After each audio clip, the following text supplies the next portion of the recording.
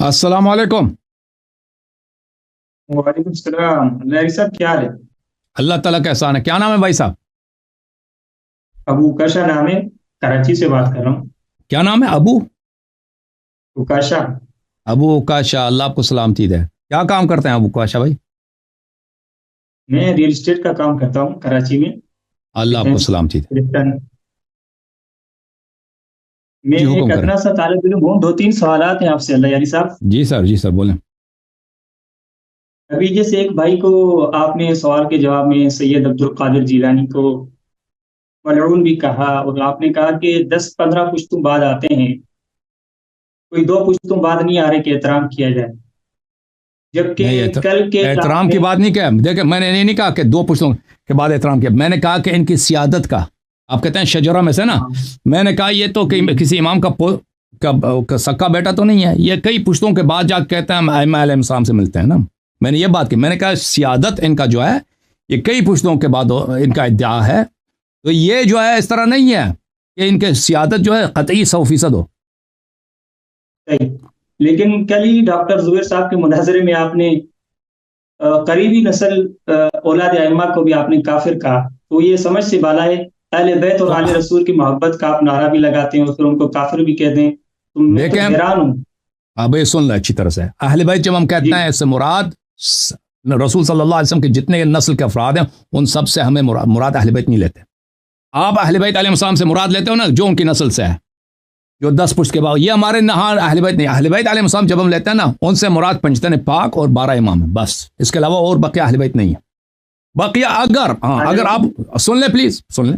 अगर उनके आप जी जी। इत्तिबा करें सलमान फारसी की तरह, और चाहे आप अफ्रीका से हैं, चाइना से, फर्क नहीं पड़ता। अगर आपने अहले बैत अलैहिस्सलाम की इत्तिबा की, तो आप उनमें से, अहले बैत में से हैं, लेकिन वो आप इत्तिबा की वजह से। अहले बैत वही हैं। अब आप खुद अपनी किताबों में लिखते हो कि नबी सल्लल्लाहु अलैहि वसल्लम के वालिदैन काफिर थे।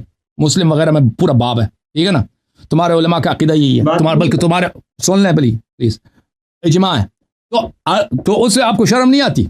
और हमें कहते हो ऐसे अफराद जिन्होंने आपके आपके मजहब में भी वो गलत है ना, उन्होंने खुलफा के खिलाफ खरूज किया।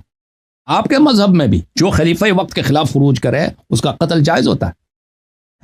आपके मजहब में भी वो कोई नेक आदमी नहीं थे। हमारे मजहब में इसलिए वो नेक नहीं, अच्छे नहीं है कि उन्होंने गलत इद्दा किए, उन्होंने झूठे इद्दा किए। अगर कोई शख्स किसी नबी के खानदान से होता है, इसका मतलब नहीं जो मर्जी कर दे, वो कोई गलत काम भी कर दे फिर भी उसका वो अच्छा होता है।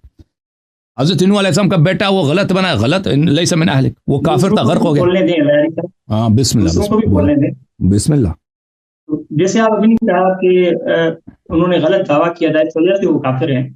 तो बात यह है कि सही दावा करने वाले कौन होंगे? जैसे डॉक्टर जुबैर साहब ने भी आपसे पूछा था, आपने उसको तो साबित नहीं किया नुसूस से। हालांकि डॉक्टर जुबैर साहब का ये दावा था कि उनके बारे में आपके मजहब में ये है कि उनको जन्नत की बिशारतें आपके इमामों ने दी हैं। तो जन्नत की बिशारतों वाले नऊजुबिल्ला काफिर कैसे कौन हैं? है, कौन है जिसको हाँ। देखे भाई साहब, जो इमामत से मुनहरिफ लोग हैं, उनकी जन्नत की कोई बिशारा, ये भी उनकी अगलात में से है, ठीक है ना।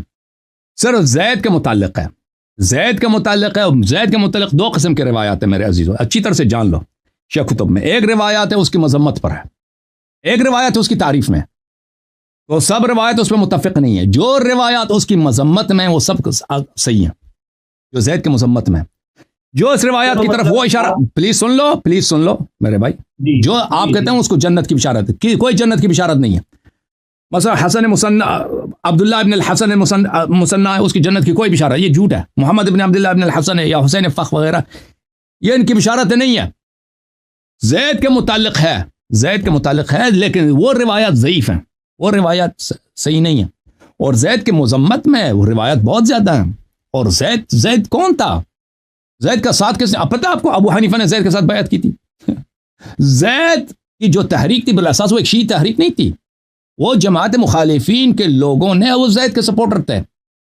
अबू हनीफा ने जैद के साथ बैत की थी, लेकिन लड़ाई के वक्त ये भाग गया था, इसने साथ नहीं दिया था, उसे पैसे कुछ भेजे थे कि आपसे कम सपोर्टर हैं। तो मालिक तो ने इसके आपने साथ मान बैत लिया किया कि था। कम से कम हमने आले रसूल का साथ दिया। वो अहले बैत नहीं है, वो अहले बैत नहीं है हमारे नजदीक। आप लोगों नहीं, जो इसको आप। मर्जी अहले बैत बना दो ना, जिसको मर्जी अहले बैत बना दो। तो मतलब अच्छा अहले लहरी बैत साहब कौन ये है? अहले आप। बैत ताहिरीन कौन है? वो जो मुतहर हैं, जो अल्लाह की जानिब से हुज्जत हैं, دیکھیں خاندان رسول صلی اللہ علیہ وسلم سے جو بھی شخص آئے ادعا کرے اس کا مطلب یہ نہیں کہ آپ نے اس کی تصدیق کرنی، اس کی سپورٹ کرنی ہے. اگر مطہر ہے، اللہ کی جانب سے گارنٹی ہے، اللہ تطہیر کا کیا مطلب ہے، عصمت کا کیا مطلب، اللہ کی جانب سے گارنٹی ہے کہ غلط ادعا نہیں کرے گا، اس کے آپ ساتھ دے دیں نا، اس کا تو آپ لوگوں نے ساتھ نہیں دیا. تطہیر میں تو باقی تو نہیں آتے نا تطہیر کی آیت میں، چلو آپ کی بالکل 14 کے 14 آتے ہیں، 14 کے 14 آتے ہیں. دلیل چاہیے تو ہم سے طلب کرو. وہاں تو حضور کی چادر میں تو نہیں تھے نا 14. بالکل چادر میں تھے، بالکل. اب سن لو ایسے کہ وہ امام حسین علیہ السلام کے صلب میں تھے. یہ آئے جو باقی نہیں تھے، باقی مشمول نہیں ہے نا. دیکھیں میں آپ کو دکھا دیتا ہوں. کیوں شامل نہیں؟ آپ کیسے نکال سکتے ہیں؟ صلب میں تو سب تھے نا جن کو آپ کافر بھی کہہ رہے ہیں. ان کو اللہ نے مطہر نہیں کیا نا، مطہر نہیں کیا. دیکھیں وہ جو میں آپ کو بتا دیتا ہوں. اگر آپ شیعہ عقیدہ جاننا چاہتے ہیں کہ آئے تطہیر میں بقیہ ائمہ علیہ السلام کیسے مطہر ہیں، دیکھیں وہ سن لیں. یہ کتاب ہے سلیم بن قیس ہلالی رحمۃ اللہ علیہ، جز نمبر 1. یہاں پہ ملاحظہ فرمائے کتاب حدیث 11. یہ حدیث کافی لمبی ہے، صفحہ نمبر 646 میں. ایھا الناس تعلمون، امام علی علیہ السلام نے عثمان کی خلافت کے دوران وہاں پہ صحابہ سے گفتگو کرتے ہوئے کہا، اے لوگو جانتے ہو کہ اللہ تعالیٰ انزل فی کتاب، اللہ نے یہ آیت قرآن میں نازل کی ہے، انما یرید اللہ لیذھب عنکم الرجس اہل البیت فجمعنی وفاطمۃ وابنی حسنا وحسینا. تو رسول اللہ صلی اللہ علیہ وسلم نے مجھے جمع کیا، میرے 2 بیٹوں کو اور حسن حسین علیہ السلام کو جمع کیا. ثم القى علینا کساء، پھر ہم پہ کساء ڈالا ہے، کملی ڈالی ہے. وقال هؤلاء اہل بیتی، فرمایا یہ میرے اہل بیت ہیں. پھر اس کے بعد مزید تعریفیں اہل بیت علیہ السلام کی. ام سلمہ نے عرض کیا وانا یا رسول اللہ، میں بھی اہل بیت میں سے ہوں. فقال انت الى خیر، انما آپ جو اچھی ہیں، آپ عاقبت بخیر ہیں. انما نزلت فی وفی اخی، لیکن یہ آیت کا شان نزول کس کے بارے میں، یہ آیت میں آپ شامل نہیں. یہ آیت پھر صرف اور صرف نازل ہوئی مجھ میں اور میرے بھائی کے متعلق اور میری بیٹی فاطمہ، وفی ابنیہ اور میرے 2 بیٹوں کے متعلق. یہ پنجتن پاک بنے نا. وفی 9 من ولد ابنی الحسین خاصہ، اور صرف 9 افراد میرے فرزند امام حسین علیہ السلام کے نسل سے مخصوص. وہ لیس معنا احد، لیس معنا فیہا احد، اور اس کے علاوہ اس میں سے کوئی اور شامل نہیں. تو خود یہ پیغمبر کے صلی اللہ علیہ وسلم کی حدیث، یہ اس کے علاوہ اور بھی. سن لیں پلیز، سن لیں مجھے سن لیں، مجھے بات کرنے نا.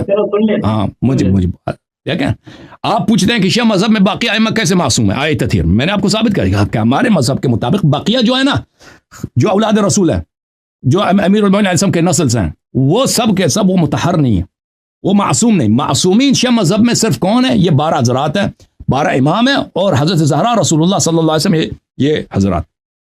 جی نہیں، مطلب آپ کے نزدیک یہ شیعہ اثنا عشریہ سب کا مذہب ہے کہ یہ اولاد علی، حسن اور حسین جن کو آپ کافر کہتے ہیں یہ کافر ہے؟ آپ اثنا عشریہ کا مذہب ہے، یہ عقیدہ ہے؟ میں یہ جاننا جو اگر کافر ہو جائے کافر ہے بھائی. جو آپ کا جب عقیدہ ہے کہ نبی صلی اللہ علیہ وسلم کے والدین کافر تھے، وہ آپ کو کچھ نہیں ہوتا نا. اگر دیکھیں اجازت دیں، اگر اولاد، میں آپ کو ایک منٹ میں آپ کو دکھا دیتا ہوں بھائی، ایک منٹ میں آپ کو حدیث دکھا دوں تو پھر آپ کو. اگر کوئی بھی شخص ہو دنیا میں بھائی صاحب، وہ فرق نہیں کرتا کہ وہ سید ہے. سید اگر شراب، بھائی آپ مجھے بتاؤ، سید اگر شراب پی لے، بھائی سید اگر شراب پی لے، اولاد امام، اولاد نبی صلی اللہ علیہ وسلم، شراب، وہ ہے فسق ہے یا نہیں ہے؟ فسق ہے یا نہیں ہے؟ سنیں، میں کہہ رہا ہوں وہ اگر کوئی کافر ہوگا تو اسلام کو، قرآن کو نہ ماننے کی وجہ سے ہوگا نا. نہیں، دیکھیں اجازت دیں، کفر صرف اس لیے نہیں قرآن کو نہ مانو تو کافر ہے. اگر آپ کوئی بھی ایسے دین میں بدعت داخل کریں، اب تو آپ کے سامنے مرزا غلام احمد قادیانی سب قرآن کو مانتے ہیں. قادیانیوں کے پاس جائیں، وہ قرآن آپ سے زیادہ پڑھتے ہیں. اس طرح نہیں، وہ قرآن کی تلاوت نہیں کرتے، حدیث بھی پڑھتے ہیں، نماز بھی پڑھتے ہیں. ہاں اجازت دیں مجھے بات کرنے کی.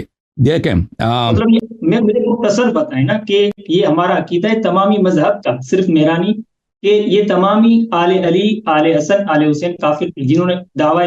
بھائی یہ آپ کی جہالت ہے کہ وہ سب کے سب انہوں نے امامت کے. بھائی سن لو پہلے تو امام نے کب کہا کہ انہوں نے سب نے آل علی، آل حسن، آل حسین، آل سب نے امامت کا ادعا کیا؟ یہ جھوٹ ہے، یہ تہمت ہے بہت. اجازت دیں اس دو میں جملے میں بڑا فرق ہے کہ کچھ لوگوں نے ادعا کیا ہے اور آپ کہتے ہیں کہ سب کے سب یہ کافر تھے. ہم نے کبھی نہیں کہا کہ پلیز مجھے بات کرنے دو، پلیز مجھے بات کرنے دو. آپ ایک غلط ادعا کرتے ہو، ایک غلط شک ہے، غلط امیج دیتے ہو، اور آپ کے علماء بھی یہی کرتے ہیں، اور آپ کے وہ شیخ صاحب بھی، ڈاکٹر زبیر صاحب بھی یہی کر رہے تھے. یہ تو کہتے ہیں کہ پورے ان کے پورے وہ سب کافر تھے. بھائی ہم نہیں کہتے، اور نہ یہ تاریخ یہ کہتی ہے کہ وہ سب کے سب انہوں نے غلط امامت کے ادعا کیے. کچھ لوگوں نے کیے ہیں، اور یہ ایک بہت طویل عرصہ. پلیز سن لو، پلیز مجھے بات کرنے دو. آپ بتائیں نا کون ہے وہ. پلیز مجھے بات کرنے دو، میں دے دوں گا، آپ مجھے بات کرنے دو. ایک سوال کیا نا، اس کا رد لے لو، پھر جواب کرو، سوال مزید کرو.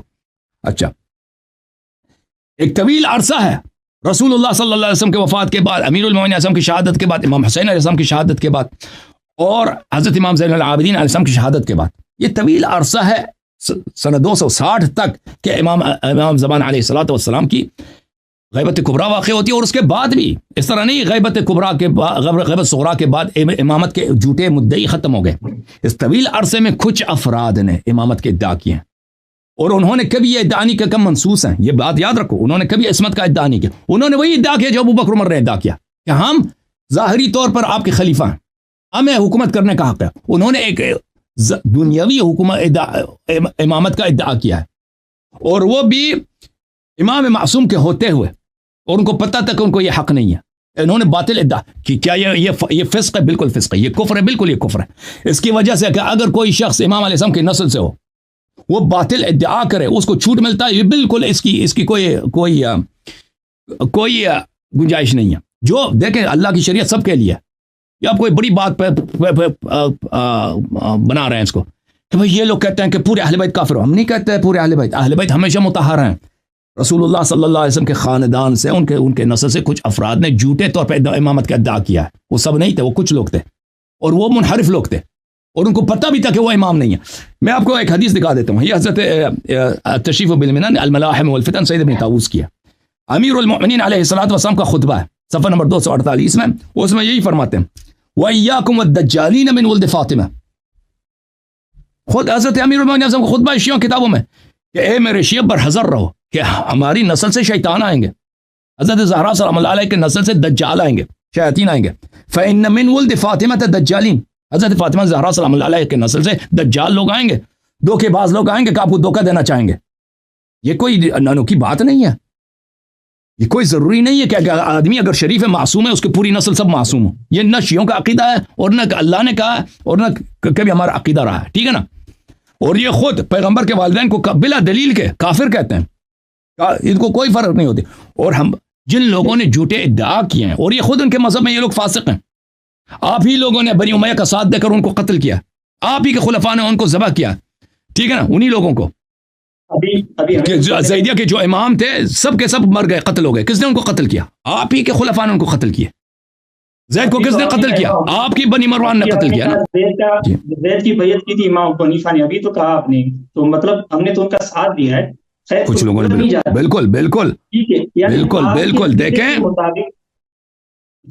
آپ نے غلط لوگوں کا ساتھ دیا نا.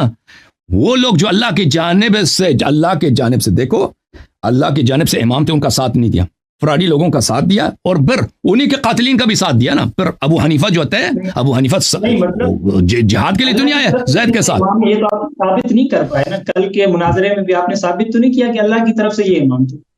یہ تو منصوص من اللہ نہیں ہے. بھائی صاحب یہ کچھ اور دیکھ رہے تھے، بھائی صاحب یہ کچھ اور دیکھ رہے تھے، بھائی صاحب بھائی اور یہ کچھ اور دیکھ رہے تھے. میں نے وہ کتاب اثبات الہدایت دکھا دیا بھائی. وہ کہہ رہے تھے تواتر دکھاؤ نا، میں نے ہزاروں حدیث یہاں پہ دکھا دیا، کتاب ثابت نہیں کر سکتے بھائی. ٹھیک ہے بھائی، آپ جو مرضی. وہ اس لیے نہیں آئے تھے کہ میں آپ کی مذہب سے امامت ثابت کروں. وہ اس لیے آئے تھے کہ کہہ رہے تھے کہ شیعہ مذہب میں امامت پہ نص نہیں ہے. آپ ان کے موقف کو جان لیے نا. میں نے ان کے موقف کے مطابق دلیل دی ہے. پھر امامت کو میں نے آپ کے کتب سے بھی ثابت کیا. میں نے حدیث ثقلین پڑھا ہے، میں نے آئے مباہلہ پڑھا، اس کے پاس رد تھا. میں نے واضح طور پہ کہہ دیا کہ امیر المؤمنین علیہ الصلوۃ والسلام حدیث منزلت کی روح سے، آئے حدیث ولایت کی روح سے، آئے مباہلہ کی روح سے یہ رسول اللہ صلی اللہ علیہ وسلم کے خلیفہ ہیں، اور ابو بکر عمر کی خلافت باطل ہے حدیث ثقلین کی روح سے. میں نے ثابت. اس کے پاس رد تھا؟ رد نہیں تھا. رد تو تھا الحمدللہ، سب نے دیکھا ہے، سب نے دیکھا. اس کا شکل بھی آپ لوگوں نے دیکھا نا. اچھا اللہ صاحب، چلو یہ موضوع تو آپ نے واضح کر دیا کہ آپ کا عقیدہ ہے کہ بعض چلو وہ رد اس کا ابو بکر عمر کا کوئی خلافت دکھاؤ نا. کوئی دلیل دکھاؤ نا تم. ابھی سنیں نا بات مجھے کرنے دینا. آپ کے مشائخ کو میں نے کہہ دیا بھائی او بھائی دیکھو اس سے زیادہ ان کے مذہب کے بطلان کی کیا دلیل. میں نے کہہ دیا کہ تم ابو بکر عمر خلافت کو چھوڑ دو, ان کی تقوا کو چھوڑ دو, ان کی فضا کی افضل ہیں, یعنی اس کی دلیل کو اس کا صرف اسلام ثابت کرو نا. میں پاکستان آؤں گا تم مجھے ذبح کر دینا. میں سپاہی صحابہ کا جو ہیڈ کوارٹر ہے وہاں جاؤں گا تاکہ تم مجھے ذبح کر دو. میں اپنا نام بھی چینج کروں گا, غلام عائشہ رکھ دوں گا. میں نے ابھی تک تمہارا کوئی مرد پیدا ہوا ہے اس کا اسلام ثابت کرنا کہتے ہیں وہ جی. سنیں اللہ صاحب, آپ دوسرا سوال ہے میرا اسی پر جو ابھی آپ نے کہا نا کہ ایمان اسلام ابو بکر ثابت کرو, وہ تو آپ اسلام مانتے ہیں نا, جیسے ولید اسماعیل نے ثابت بھی کیا اور آپ نے اقرار بھی کیا, چلو ظاہری اسلام میں نے بالکل ثابت نہیں کیا, وہ کاٹ کے بھاگ گیا. بھائی جو شخص مناظرہ جب ہمارا جب اتفاق ہوا ہے کہ 10 منٹ وہ بات کرے گا 10 منٹ میں بات کروں گا, میرے دلیل سنے بغیر اس نے کاٹ کے بھاگ گیا ہے, تو وہ آپ کیسے کہتے ہیں اس نے ثابت کر دیا؟ یہ آپ کی بے ایمانی ہے نا. جو شخص کاٹ کے بھاگ جاتا ہے وہ کیسے اس نے ثابت, اگر اس کے پاس دلیل ہوتی وہ کاٹ کے بھاگ نہیں جاتا, اس نے مناظرہ کرنا ہی نہیں تھا. 1.5 منٹ میں اسے کاٹ کے, میں بتایا بھی نہیں ہے کہ میں کاٹ کے بھاگ جاتا ہوں, مجھے پتہ ہی نہیں چلا کہ وہ کاٹ کے بھاگ گیا. آپ کو اقرار کرنا تھا نا کہ میں اسلام ابو بکر مانتا ہوں, وہ آپ سے یہی مطالبہ کرتا ہے. وہی اسلام جو وہی اسلام جو عبداللہ ابن ابی ابن سلول کا ہے, وہی اسلام جو قرآن مجید میں اللہ تعالیٰ فرماتا ہے بسم اللہ الرحمن الرحیم اذا جاءك المنافقون قالوا نشهد انك لرسول الله والله يشهد انك لرسوله والله يشهد ان المنافقين لكاذبون. منافق جب آپ کے پاس آتے ہیں وہ شہادت کہتے ہیں کہ ہم قسم کھاتے ہیں, شہادت دیتے ہیں کہ آپ اللہ کے رسول ہیں, اور اللہ شہادت دیتا ہے آپ اللہ کے رسول ہیں, اور اللہ شہادت دیتا ہے کہ جھوٹے ہیں. یہ کس کے مذمت میں؟ سن لو ہم جو ابو بکر کا اسلام کہتے ہیں ابو بکر مسلمان تھا, وہی جو عبداللہ, اگر تم کہتے ہو عبداللہ ابن ابی ابن سلول جو منافق تھا بظاہر رسول اللہ صلی اللہ علیہ وسلم اس پہ اسلام کے احکام جاری کرتے تھے, اس پہ نماز بھی پڑھی, پیغام سن لو پلیز سن لو ہم ابو بکر کے متعلق ہمارا موقف سن لو. ابو بکر کے متعلق ہمارا موقف یہ ہے کہ اس کا وہ منافق تھا, جیسے عبداللہ ابن ابی ابن سلول جو تھا وہ مسلمان تھا, اسی طرح وہ اگر اس کو مسلمان مانتے ہو تو ٹھیک ہے, عبداللہ ابن ابی کو اگر تم مسلمان مانتے ہو ابو بکر کا اسلام بھی ثابت ہو گیا.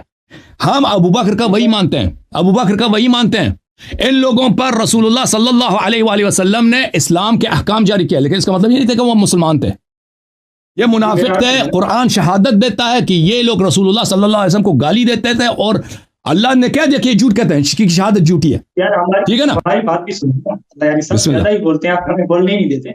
بات یہ ہے کہ ابھی آپ جھوٹ نہ بولیں کہ میں نے ابو بکر کا اسلام کا اعتراف کیا ہے, تو میرا جو بات کامل ہے وہ نقل کرو. چلو ٹھیک ہے. ابھی آپ میں سوال ایک میرا کہ آپ تنبیہ کو موجب کفر سمجھتے ہیں, جیسے ہفتے اعمال سے آپ کفر کی دلیل پکڑتے ہیں نعوذ باللہ, تو یعنی آپ کے نزدیک تنبیہ موجب کفر ہے. دیکھیں سورہ دیکھیں, اگر اللہ تعالیٰ کہتا ہے نا کہ آپ یہ کام کرو گے تو اس کا جرمانہ یہ ہوگا, ہم اس کو تصدیق کریں گے. اللہ تعالیٰ نے جب کہہ دیا قرآن مجید میں کہ اگر تم آواز بلند کرو گے تو تمہارا حمل حبط ہو جائے گا, تو ہم تصدیق کریں گے, ہم کہیں گے آمنا, جس نے آواز بلند کی اس کا اعمال حبط ہو گئے. ٹھیک ہے نا, یہ تنبیہ کس کو بولتے ہیں؟ اجازت دو بات کرنا. سوال کیا جو سن لو, تنبیہ کس کو بولتے ہیں؟ یعنی خبردار کرنا. خبردار. تو اس کے بعد پلیز سن لو.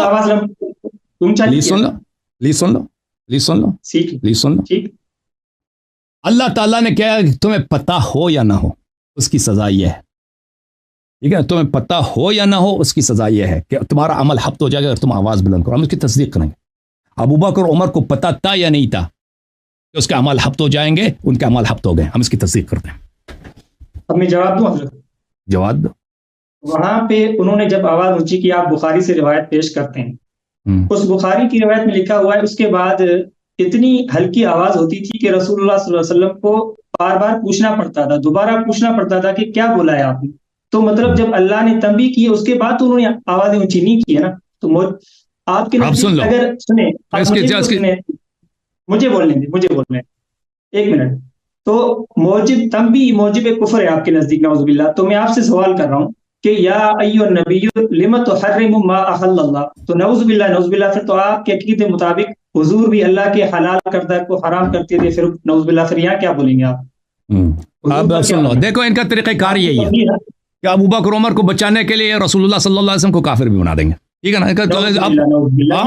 ابھی آپ نے کیا, ابھی آپ نے سب کیا. ابھی سن لو, ابھی میری بات, ابھی آپ نے سوال کیا نا, ابھی جواب سن لو.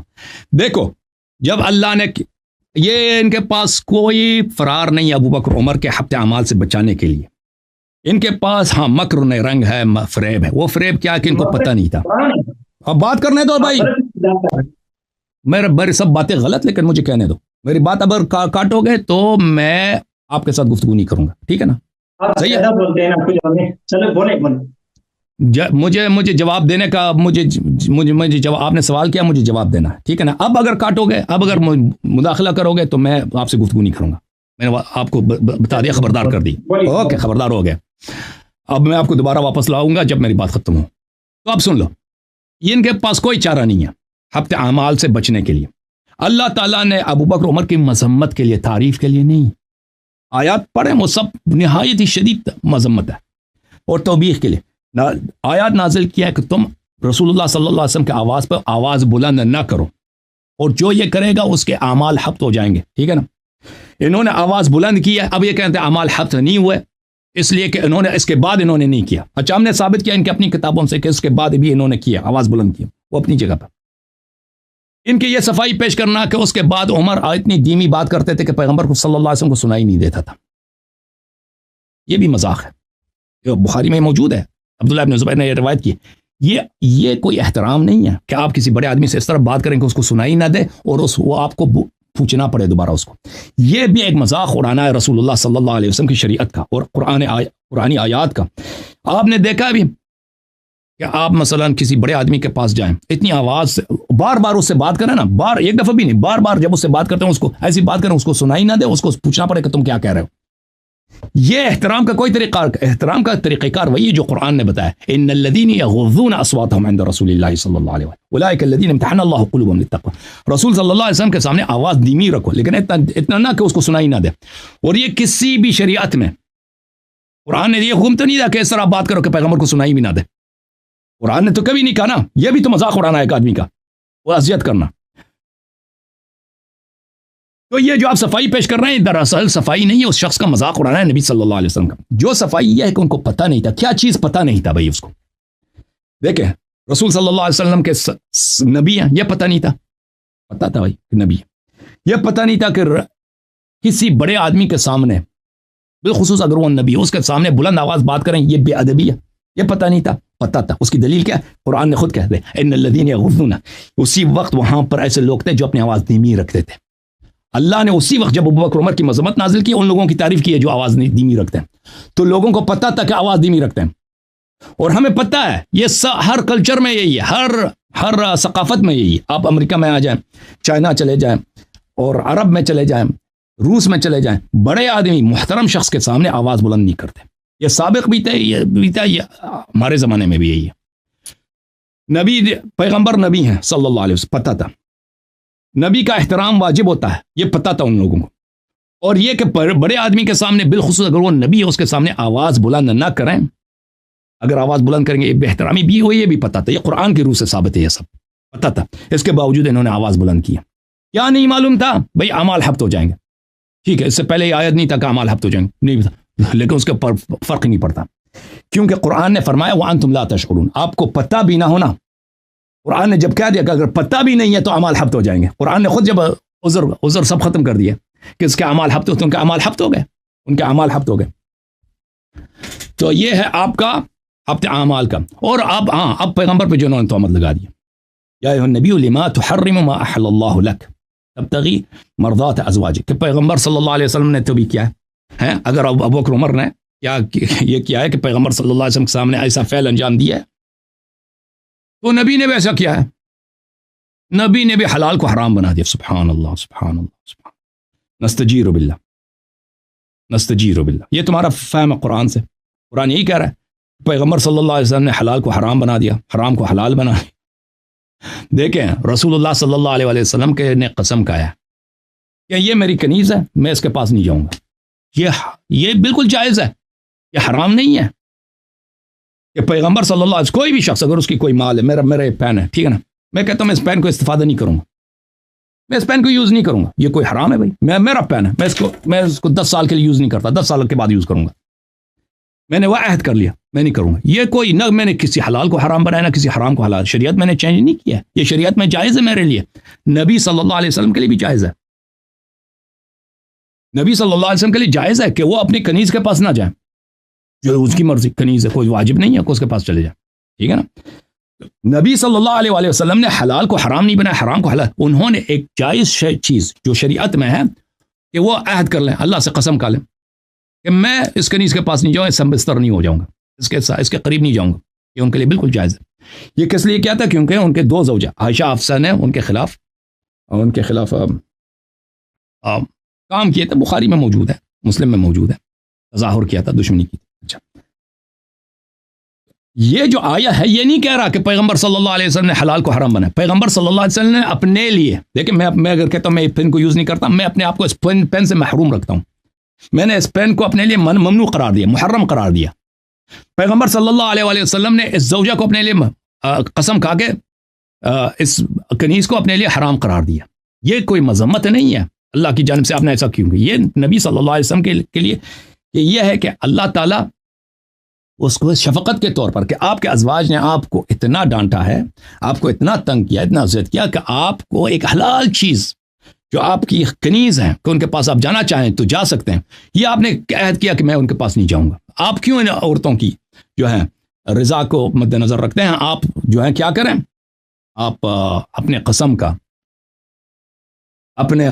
کیا کریں، اپنے قسم کا کفارہ دے دیں اور اس خاتون کے پاس ماریہ قبطیہ رضی اللہ تعالیٰ عنہ کے پاس جائیں۔